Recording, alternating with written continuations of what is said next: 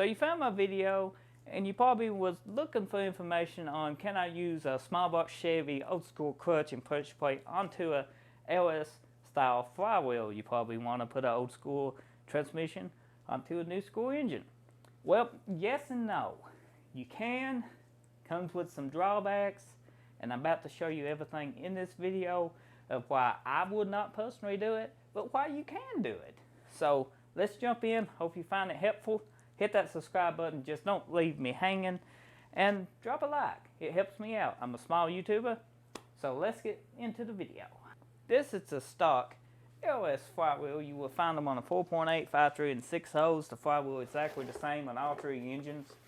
This is the part number. So this is the clutch disc. Let's try to center this up best we can. This is the same clutch disc you would find on your big box Chevy, your small box Chevys, probably 4.3, so on. It's a very common clutch size. It's the 10 spline for the bigger transmission inputs. So just eyeballing it center, do you already see a problem?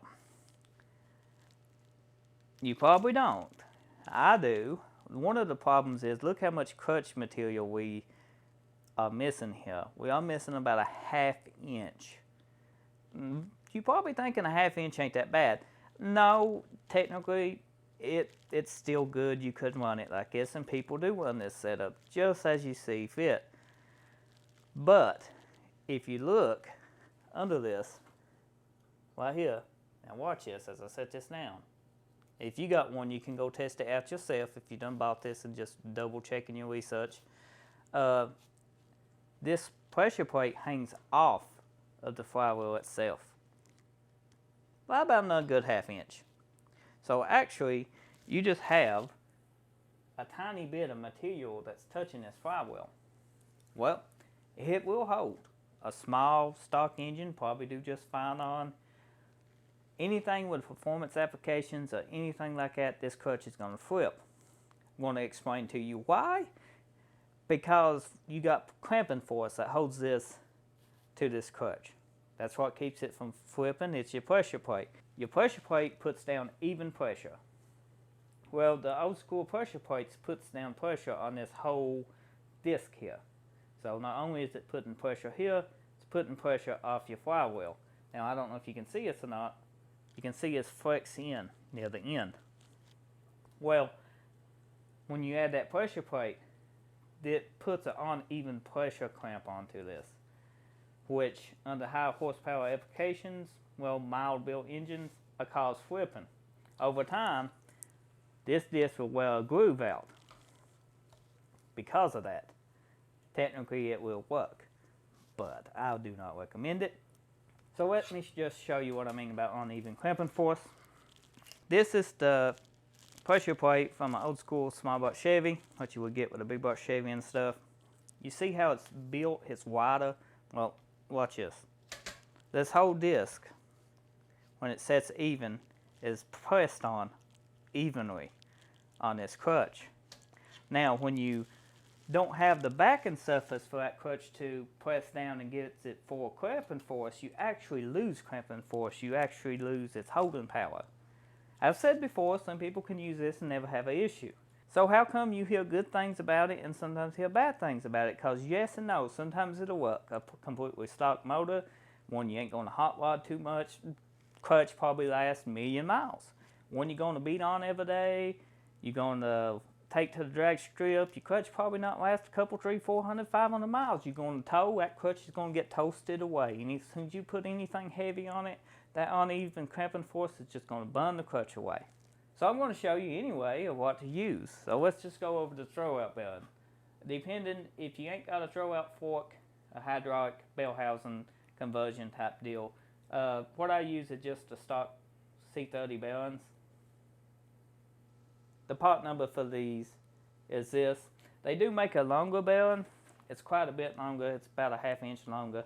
But these stock bearings have always worked out for me. Your experience with the bearings may be different. If so, let me know in the comment section below. Let people watching this video know if you have any information that may be helpful in the comment section below.